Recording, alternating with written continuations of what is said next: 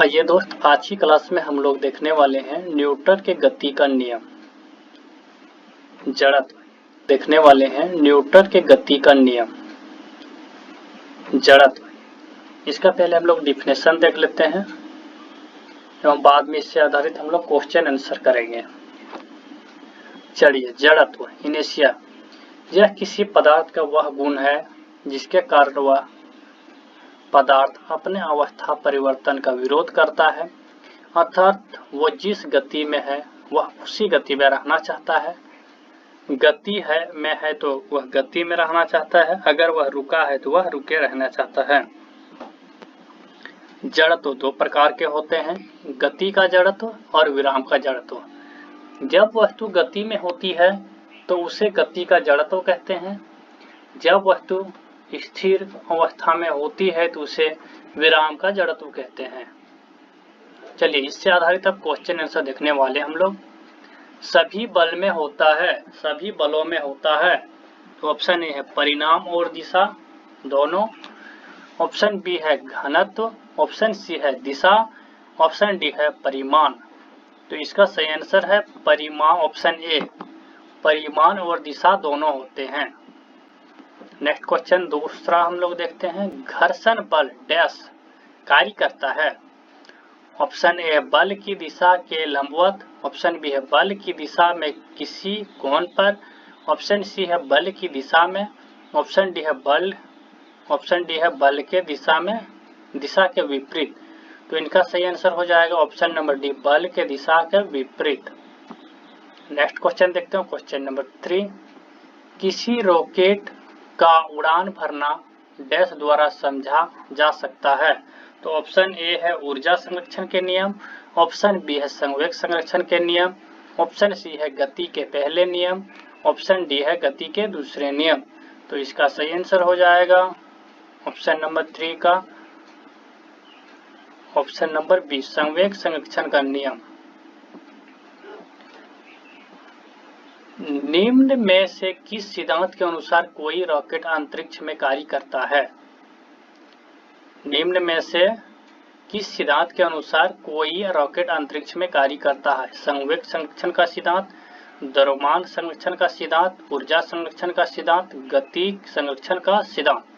तो इसका सही आंसर हो जाएगा ऑप्शन नंबर ए संवेग संरक्षण का सिद्धांत। चलिए नेक्स्ट क्वेश्चन नंबर 5 देखते हैं हम लोग। गति का नियम किसने दिया। Option A Dalton, option B Newton, option C Galileo, option D Thomson. तो गति का नियम किसने दिया, तो न्यूटन ने दिया, ऑप्शन नंबर बी इसका सही आंसर। गति का तीसरा नियम डैश और वेग के बीच सही संबंध प्रदान करता है। तो ऑप्शन ए क्या दिया है, स्थिति, ऑप्शन बी बल, ऑप्शन सी संवेग, ऑप्शन डी समय। तो ऑप्शन इसका सही आंसर हो जाएगा ऑप्शन ए स्थिति, और इसका सही आंसर हो जाएगा स्थिति और वेग के बीच संबंध प्रदान करता है। चलिए नेक्स्ट क्वेश्चन देखते हैं हम लोग, क्वेश्चन 7 का। न्यूटन का गति का दूसरा नियम निम्नलिखित में से किसमें लागू होता है। न्यूटन का गति का दूसरा नियम निम्नलिखित में से किसमें लागू होता है। तो दो परस्पर, ऑप्शन ए है दो परस्पर प्रभावी वस्तुओं पर बलों के बीच संबंधों की व्याख्या करता है, ऑप्शन बी है जड़त्व के नियम से भी जाना जाता है, ऑप्शन सी बल के प्रभावों को समझने में सहायक है, ऑप्शन डी ऊर्जा संरक्षण के नियम से भी जाना जाता है। तो इसका सही आंसर हो जाएगा बल के प्रभावों को समझने में सहायक है। क्वेश्चन नंबर 8 हम लोग देखते हैं। दो सतहों के बीच सतह की अनियमितताओं के परिणाम स्वरूप क्या होता है। तो क्या होता है, ऑप्शन ए घर्षण होता है, ऑप्शन बी आवेग होता है, ऑप्शन सी तनाव होता है, ऑप्शन डी बलाघूर्ण होता है। तो 8 नंबर का क्या होता है, दो सतहों के बीच अनियमितता के कारण क्या होता है, घर्षण होता है, ऑप्शन नंबर ए सही आंसर है। अब नेक्स्ट क्वेश्चन हम लोग देखते हैं, क्वेश्चन नंबर 9। यदि किसी गतिमान वस्तु पर कोई बल आरोपित नहीं होती है तो यह किसके कारण रुक जाएगी। ऑप्शन ए आवेग, ऑप्शन बी तनाव, ऑप्शन सी घर्षण, ऑप्शन डी गति। इसको सुधार लीजिए, गति हो जाएगा। तो इसका सही आंसर हो जाएगा घर्षण के कारण रुक जाएगी।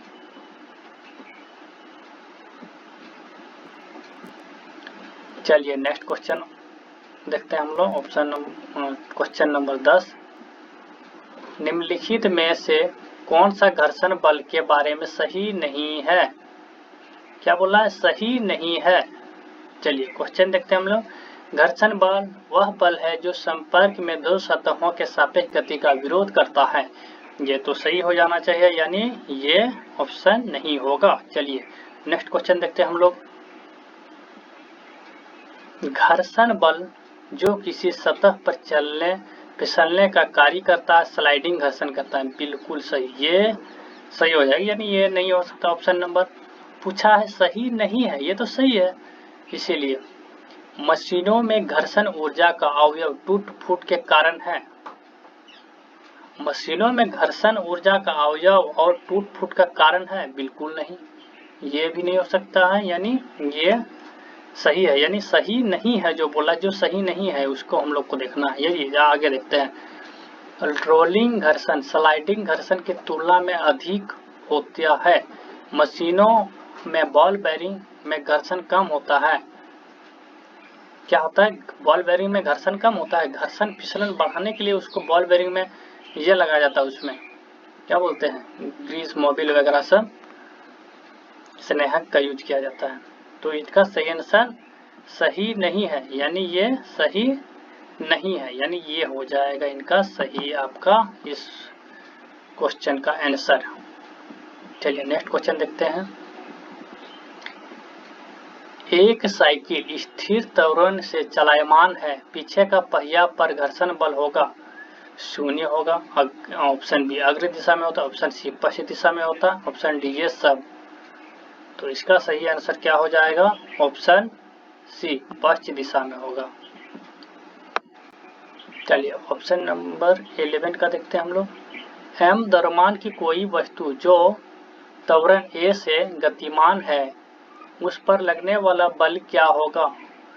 Option A M by A by M, option B है M by A, option C है एम ए, ऑप्शन डी है ए प्लस एम। तो एम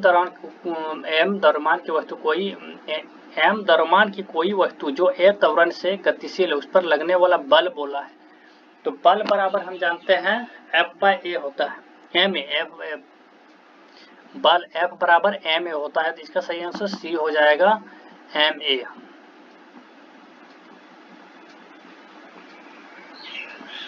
दो पिंडों के बीच बल सदैव होते हैं। ऑप्शन ए समान और विपरीत दिशा में प्रयुक्त होते हैं, ऑप्शन बी दिया समान और एक ही दिशा में प्रयुक्त होते हैं, ऑप्शन सी समान और विरुद्ध दिशा में प्रयुक्त होते हैं, ऑप्शन डी दिया है पृथक बल होते हैं। इसका सही आंसर हो जाएगा समान और विपरीत दिशा में प्रयुक्त होते हैं। कारों की ब्रेकिंग पैड में डैश के गुण का उपयोग किया जाता है। घर्षण का शून्य प्रभाव,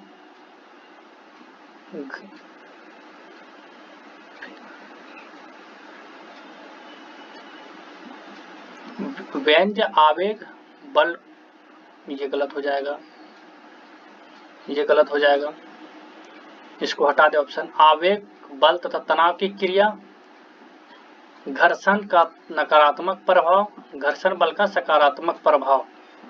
तो कार के ब्रेकिंग पैड जो है जब सकारात्मक कार्य नहीं करेगा तो रुकेगा कहां से?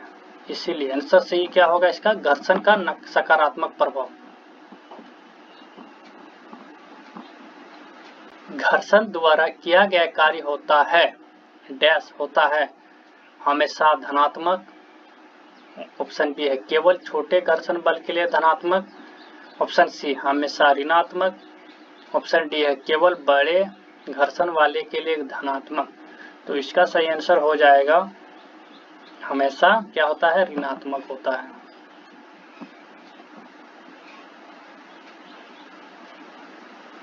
ऑप्शन 15 देखते हैं। निम्नलिखित में से कौन से भौतिक इकाई एक वस्तु की स्थिति या एक समान गतिशील स्थिति को बदलती है या बदलने का प्रयास करती है? तो ऑप्शन ए है संवेग, ऑप्शन बी है द्रव्यमान, ऑप्शन सी है बल, ऑप्शन डी है जड़त्व। तो इसका सही आंसर हो जाएगा ऑप्शन नंबर सी, बल।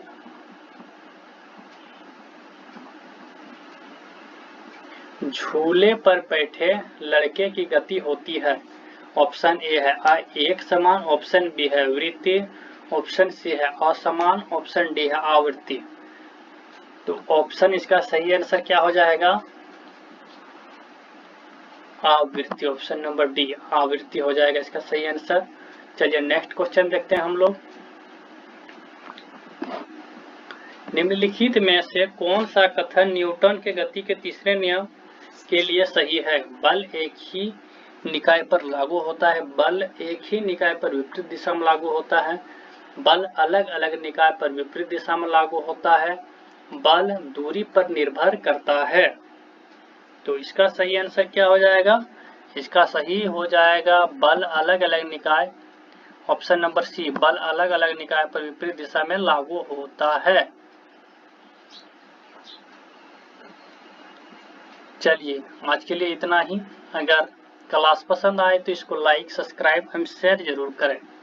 थैंक यू दोस्त। फिर मिलते हैं नेक्स्ट क्लास नेक्स्ट टॉपिक के साथ। इसका पहले